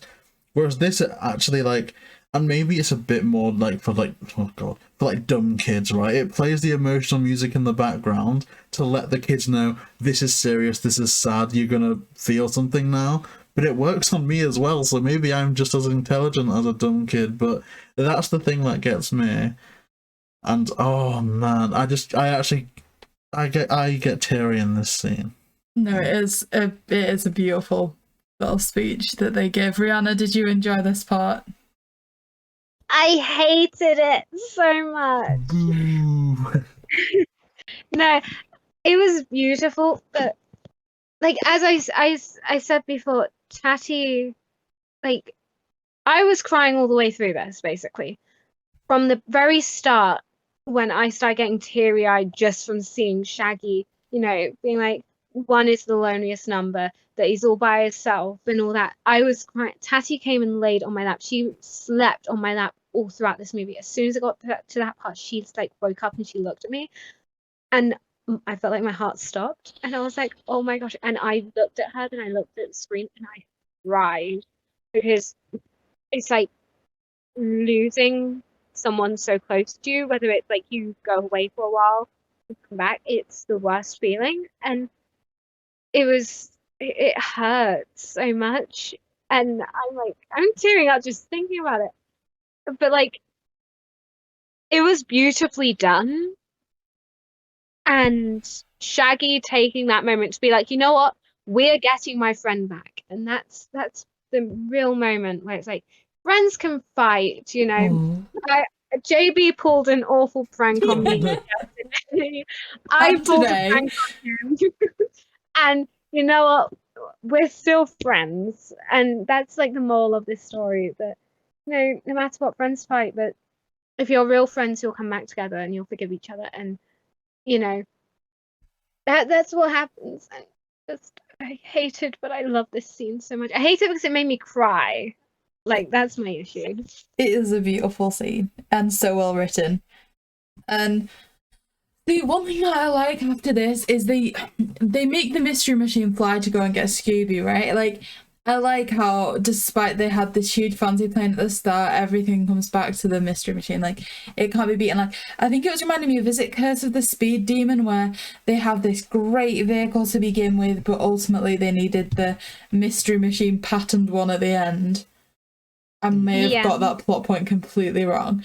But, like, I do like when it needs to come back to the mystery machine. I want to be the mystery machine, but it does get destroyed ultimately, doesn't it? And then that's when Fred kind of has his moment, like, for the mystery machine. But it's like cute because the Hoover thing sees Daphne's been aimed at, and they're like, no, and like throw the thing out the way, and then all the other Rossons like team up to work with Mystery, and it's so cute. I love it. Oh, it is great though, because those little robots are like me because I love Daphne and I want to save her. I don't think she needs you to save her, JayBee. Why not? She's quite happy on her own. Just stop being a stalker. It's weird. So they managed to open the portal. Dastardly manages to open the portal, and is it that they run in to try and find Muttley, and Muttley's like kind of pretending to be dead at that point, and you know, Dick Dastardly's like, "Oh, I'm sorry, it was too late," and like stuff. Like you said, there's a lot of kind of friendships and things in this movie. But it's just so good because it subverts expectations. Like it's like, oh, I need to go in there and get my treasure and stuff, and then you see him like he just looks so happy and excited, and it pans to all the gold, and you see him running towards some great like fancy thing, and he grabs it, and then he moves it out of the way, and that's when Muttley comes into the screen, and even that stuff, knowing very little about Dick Dastardly and stuff, I'm like, Cute. why is this so adorable? One thing that's not cute though is the three-headed dog. That's terrifying. I would disagree. And I actually have a problem with this. With so much of this movie emphasizing on people's relationships with dogs, no matter if it's cute like Scooby or a bit on the kind of rough side like Muttley, I do kind of have an issue with the final battle revolving around beating up a dog. What's really interesting though is this dog has 3 heads and there's 3 dogs in the movie. There's Muttley, Scooby, and what's the other one? Dynamite. Oh god, yes, everyone's friend's a dog. Yeah. 3 Did you dogs forget and then a about dog with Dynamite? 3 heads. Wait, No, Dynamite. I remember Dynamite and the Falcon, but I didn't register that Dynamite was based on a dog, stupidly enough. I was just thinking, oh yeah, that's just robots like it. God, so yeah, that's my issue though. Because even just based on Shaggy, Scooby, Dick Dastardly, Muttley, they've both loved dogs, and yet they have to beat up a dog in for the end scene. You know, it kind of rubbed me the wrong way. Sorry. My only issue with this scene, which I've only literally just thought of, is that in like Greek mythology, so Cerberus/Kerberos, he 3-headed dog that guards the underworld. The underworld is not hell like they make out. So that's my main issue, because you know there's a different place for those who don't belong there, who did wrong. And you know, if we saw Kerberos, then why don't we have like Hades? Like, come on. Hades would have been a great villain, just based off like the little that I've seen of them in the Hercules movie. They could have almost had some like flaming demon type thing, but then maybe that wasn't as marketable to kids.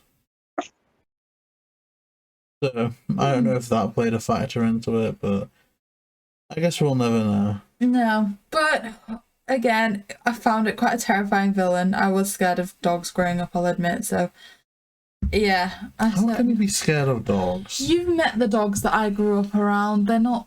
I know, but I watched the Cujo movie when I was 12 and I never was scared of dogs. I've got 3 dogs currently.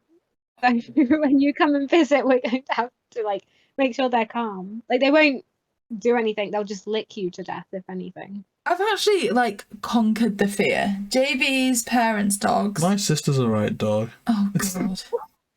Right, we're moving on from this, JayBee. So at this stage, like JayBee said, the mystery machine has been destroyed, and Fred finally gets his ascot. Oh yeah, he like ties. Oh man, I love that. I do love that. America. And together they trap Cerberus, which I think it's done really well. There's some really nice, like you say, friendship moments, just people working together, like the Dino Blue Falcon kind of inspiration speech. Then Blue Falcon prizing open the mouth so Scooby can climb out, and like there's just some nice moments. I genuinely really like it. And then it all kind of builds up to that emotional scene where they're like, okay, there's only one way to close the gate and one of us has to be on the inside. And then they like fight over which way the thing's turning. And it's just sad. What would be the easiest option though? Because if you had to make that choice like they're doing, is there any difference like, because they're fighting over who gets to do it. But are we to assume that in their eyes, the one that's being trapped in there is the worst off? Because either way, it's about their relationship, and they're going to be apart in any case. You know. Well, I guess if they've just trapped Cerberus in there, they're seeing that as they're not going to survive it, and they're not going to get out again. Well, I was concerned because Muttley survived, Cerberus survives in there, and I guess my logical conclusion from that is that stuff. Yeah, well, there's stuff in there that's suitable for dogs to eat, and obviously Shaggy eats dog food. But are we to assume that Shaggy could starve in there? I mean, it's not that deep, but I was just a bit like, well, clearly the dog's meant to be the one to sustain themselves in there, but I don't know. I will say, I really like how Daphne keeps spare Scooby snacks in her shoes. But I think Scooby snacks from Daphne's shoes should be called JayBee snacks. Oh my gosh. Okay, so Moving on. there's this sad moment for a couple of seconds, and then the statue appears.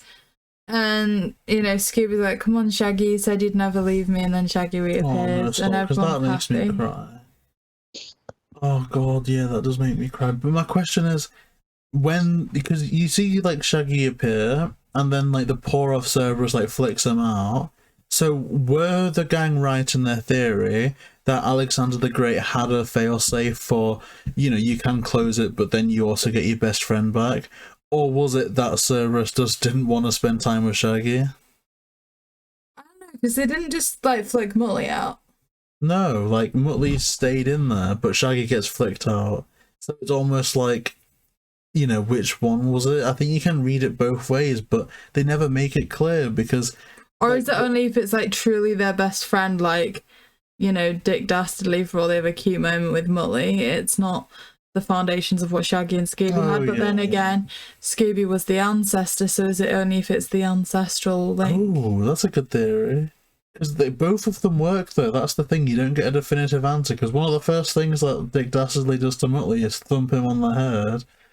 But if, you know, Scooby is a direct descendant, perhaps it is different for them. Especially when, like, the statue of literally those two appear.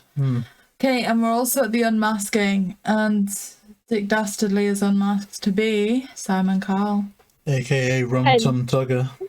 Who is then unmasked to be Dick Dastardly. But they never go for the second unmasking. Maybe the real identity of them is an amalgamation of everything. Maybe instead of Rum Tum Tugger or Dick Dastardly, he could be some beast called Dick Tugger. Plot twist. That could be it. Plot twist. The Mr. real Richard identity. Tugger. The real identity of Dick Dastardly is Ned. Ned. Oh, I love Ned. Shout out to our Zaf Paru interview, aka Ned from Scooby Doo Team Monsters Unleashed. You can view that on the channel.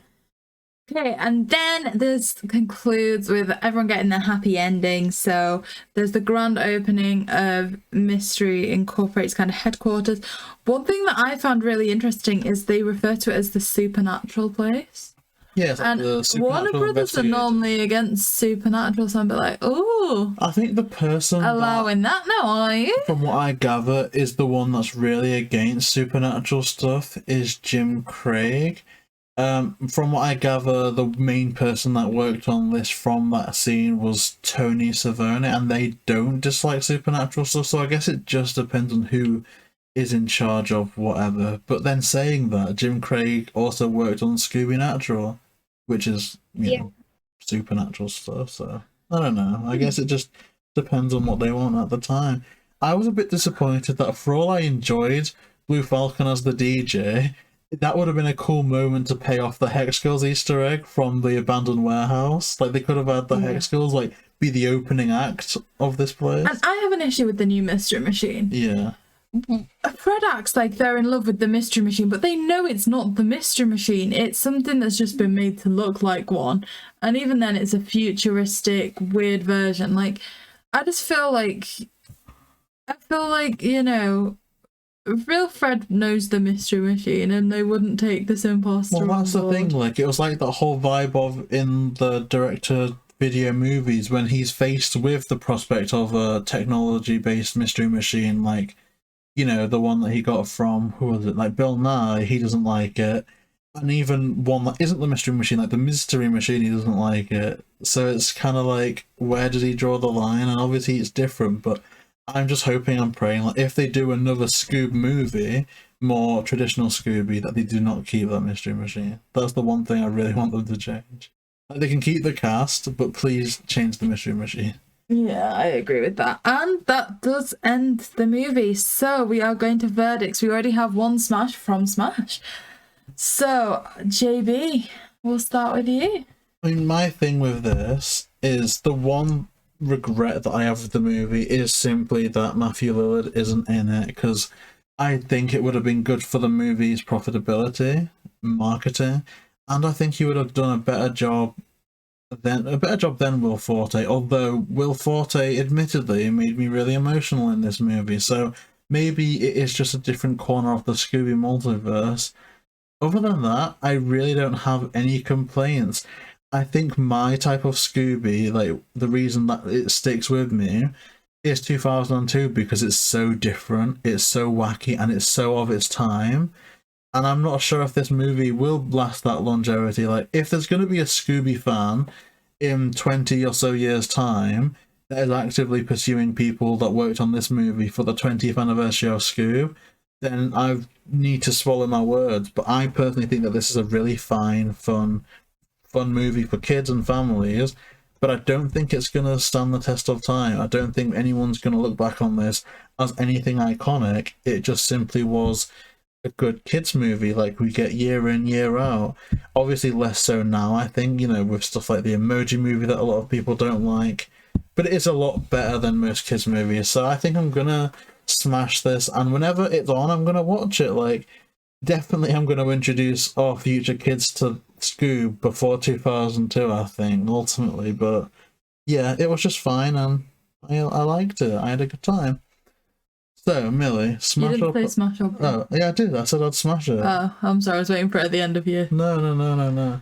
I definitely said it. So would you smash or pass, Millie? Now that you've interrupted me with the tip for I would say Smash for this movie as well. I think it wasn't like the best, the standout. If I could only have one Scooby movie for the rest of my life, it wouldn't be this one, but it was really fun.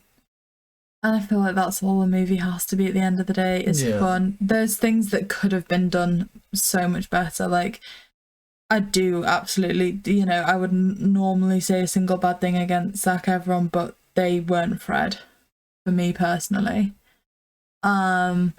So that voice in itself's one big issue that I have.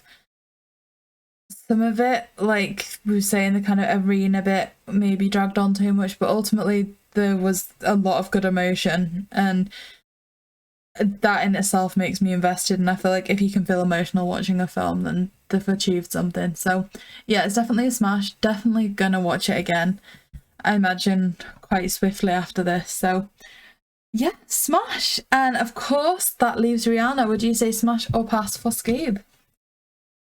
Okay, so my biggest regret was not watching this movie sooner, because, you know, life got in the way a lot and I was always meaning to. And then, you know, I watched the trailer when it first came out. The day that it came out, I remember I posted on my Facebook and I was like, I'm not ready for this, because I was crying from the trailer. I think I'm just emotionally unstable. This is what we can gather. But it has given me, like, today watching it has given me one of the most amazing memories with Tatty. And oh gosh, okay. So, you know, she was with me throughout it, and I'm getting emotional and like but I know that if my old dog Diesel was still here, he would have loved watching it with me too. And sorry. No, it's really sweet. Like, oh, there is something just so special about the relationship you have with Tatty. It's so beautiful. Well, I was thinking watching this movie that, like, because we've literally got the same proportion of, like, male, female, or whatever as the Scooby Gang, but kind of watching this, I was almost thinking you are quite like Shaggy, because based on the visual, Tatty is our Scooby, right? So Tatty's like the main kind of dog of our team, really, because she's the one that always interrupts the interviews and stuff. So they've been featured. But then you're kind of like Shaggy, because you often like feel lonely, and then like people stole your candy, and then I showed up looking like a knight, and Millie was Wonder Woman, and we got, you know what I mean, we went into the Rigby house together. So it's all good. So maybe you are Shaggy. Would you like to be Shaggy? I mean, you know, he's awesome. So yeah, sure. Aw. Zoinks! Like zoinks, man. But no, this movie I know is going to hold a special place in my heart, because every time I was getting really emotional, Tatty would cuddle more into me, and then that final scene when well, not final scene, but when Shaggy went and sacrificed himself in some ways, I was crying, and Tatty started licking my face, but then she started licking my eyes as the tears were falling. And I couldn't get her to stop. And I was like, I held her so tight, and I was like, I love you so much, and I would do the same thing for you. I think the thing is that and I don't mean that for this going on so long, but my old dog Diesel, we used to watch every Scooby Doo movie together. I have so many memories of me being ill, or just not feeling up to it, and him cuddling up to me, and me putting on Scooby Doo, and we'd watch it. And the 2002 and 2004 movies, they were ones which, as soon as the first sound started from the soundtrack, he ran in and sat with me. And the fact that Tatty did what she did during this movie, cuddling up to me, it's made me happy in a sad way, because I'm like, one day, Tatty's also she's 10 this year, so it's a big thing, because he was like, oh, it's been 10 years since Scooby, so basically Scooby's 10 years old and Tatty's 10 years old, and I'm like, oh gosh, so for me it was a lot of I put myself in Shaggy's feet at the beginning and stuff, and I would smash it, because it's made me happy, but also really sad, because I miss Diesel, but I've got Tatty to make new memories with. Oh, that is actually the best smash we've had so far this entire series. That is so cute. And Tatty is just so adorable, and you two do have the best relationship. It is so cute to see. And I'm so glad that you enjoyed the movie so much, because like you say, this week was your first watch through. Yeah, Aw, I wish I Rihanna. watched it sooner. You are cute. And yeah, thank you so much for sharing, because that's really sweet. And I think a kind of somber but also sweet sentiment to end it on, really. Before the absolute car crash is going to be next week. Shut up. Because JayBee's going to ruin it. Don't interrupt me. For all things do have a start and an end. Shut up. There's also new... Stop interrupting me. I don't interrupt you. This doesn't make sense. I'm trying to wrap it up in a wholesome way. Continue. That for all... Right, basically there's good things coming on the horizon. Now, fun fact about this movie based on the end credits, which I do love the art style of it, it's amazing, and the song. It's produced by Charles Roven and Richard Suckle, who are the same producers from the 2002 and 2004 movie. Ooh. And in our interview with Kent Bader, it was confirmed that they were approached to edit it, but they were busy at the time. So I'm wondering to what extent their initial plan was almost kind of getting the band back together, at least behind the scenes. So maybe they approached Gosnell to direct it at one point, but we don't know. We can only speculate until, or if we ever interview the guy. So, last things I think is any community news, JayBee. I know I don't have any. I'm not talking about the NFTs. What I will say is just shame on the people that came out against them and then decided to promote it for likes, followers, and whatever. So that's all I'm going to say about that. In terms of more positive community news, I suppose, in terms of our personal stuff, just today, and we've already shouted this out, but we interviewed Ned from Scooby Doo 2 Monsters Unleashed, and as of this going out, Oh, it would be yesterday. So if you do enjoy this interview and you want to hear a bit more, there's that coming up. And there's also an interview that we're going to announce on Wednesday that's going to premiere the following Friday. So there's a lot of stuff happening, a lot of stuff to be excited about. We and also we've announced. Sorry. There's a lot. We're doing a lot. If you can't gather, but we've introduced. You want to do it because you're quite good with this, yeah. We also announced, as of recording today, that we will be releasing our next, celebration of the 20th anniversary of 2002 on the 14th of every month, as we do, and the interview for the 14th of April is going to be with Craig Titley. So they wrote the initial script for the proposal of a live-action Scooby movie. So they kind of submitted, like we say, the very first script for 2002. And so many features of that still, prominent. So we speak with them about the script. But not only that, they also have some other incredible credits, including, being a writer for Agents of S.H.I.E.L.D. and so many other things. I love as well. Agents of S.H.I.E.L.D. So they were an absolute pleasure to speak to. It was absolutely amazing. And we're really looking forward to sharing that with you as well. So I think, unless Rihanna has anything to add, that kind of wraps up community news. Community news. Yeah, I mean, do you have any news, Rihanna? Somewhat. I mean, Ooh. it's not directly linked to Scooby Doo. It's linked to one of the movies, that's for sure. So, if you are a WWE fan or you're a fan of WWE WrestleMania Mystery or this Curse of the Speed Demon, I can't speak now. Is this going out tomorrow? It's going out 10 p.m. GMT Saturday. Okay, so technically today and tomorrow, so Saturday and Sunday, the 2nd and 3rd of April, it is WrestleMania in Texas. There probably won't be an evil, psychotic ghost bear, but you can see a whole load of stars competing. The Hall of Fame was now Friday, so it's the 1st of April, where we see The Undertaker, who was in those movies, get inducted into the Hall of Fame. But, if you want something to watch, WrestleMania is the thing. It's 2 nights. It's going to be incredible, and there's some amazing superstars and matches that are happening. Is Bonesaw fighting? I don't think he was a wrestler. I think he was just a character for the movie. Oh. Sorry, JayBee. No.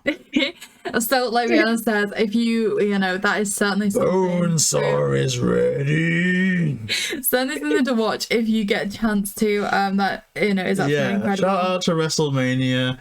I'm not personally too much of a wrestling fan, but I am gonna start to get into it. There's some things that I've been looking at, and I'm like, okay, I'll watch that. It's And of course, there's some. Actually, that's not really community, but yeah, that's amazing. So wrestling. That does it for this video. Thank you so much for watching. As JayBee was saying in the middle of the video, the links for smASH's channel and everything will be down below, Rihanna's Instagram, and I guess we'd normally be wrapping up at this stage, but instead, to end the video, we are now cutting to the footage that JayBee said he wanted to include at the end of this video, where we had let's say a little surprise and visit from a spider in the middle of the recording. Have those weird little breaks where he breaks character and just sounds normal. There's a huge spider on the floor. Oh my god! How big? They're Where? all gonna die. Your bag. Oh my god! Your laptop bag. I hope they don't die. Oh gosh, I thought when you said there's a spider that there was something in the room. To the landline. Right, go away, Millie, because you'll scream. Scream, I'm not. Right, can you give me something to smack it with or something? Can I use... Oh, I don't want to use my notebook. Get me something to smack it with, please. Because really, I should save it, but I can't believe you screamed that loudly. There you go. Well, I'm not bloody using this, it's tiny. Put the nearest thing out. Okay, fine. One for the bloopers. This is Ooh, all the okay. entertainment. I got my snack. Okay. Okay. Oh my god, okay, there it is. My heart. There it is. I believe in. Right, you know the huntsman spiders? Well, I'm a anti-spider JayBee, man. Right. Surprise! It actually did survive. No. It did survive. Where is it? Oh my Millie, god. it survived. It's a you problem. No, I hit it, but it survived. Yeah, it's a you problem. It's a you problem. Hit. Spiders are you problem. Where the... Oh, spiders are Pull you your bag problem. out. Oh, I'm no. bloody not pulling it out. Where is it? I don't know, it's a you. It isn't. Stop saying it's a me problem. I don't ever deal with spiders. Oh, Holy! I can't find it. Pull This your is bag. spider. I'm not pulling my bag out. I'm scared. We're gonna find it if you don't pull your bag out. Okay.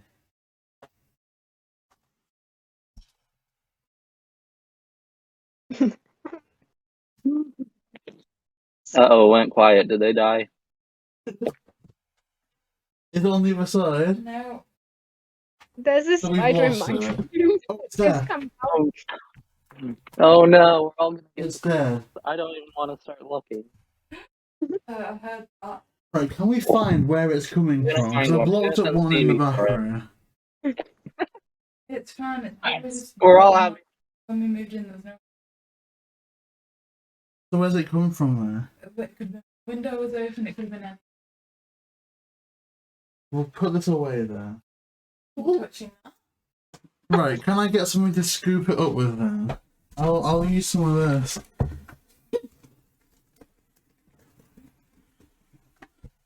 I like that. Right.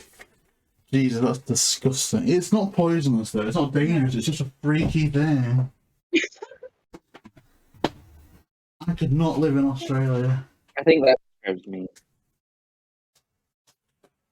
That is a I'm not big dangerous. spider. I'm not poisonous. I'm I'm not just a really freaky when you thing. think about it. Baby, Like, that's a big spider. I mean, the one you walked past was like, Bring that in with the teeth. where else am I meant to go? Do you want me to put it on my forehead? No, Yeah, I need to put it somewhere. Oh no. Stop! No, we're gonna get complaints. Why gas? because it's huge. Why gas? Don't gasp when I'm walking past you with the spider. I dropped it on the floor now. Don't gasp when I'm walking past you with the spider. I don't know it is now. This is one of the bloopers. Oh my god.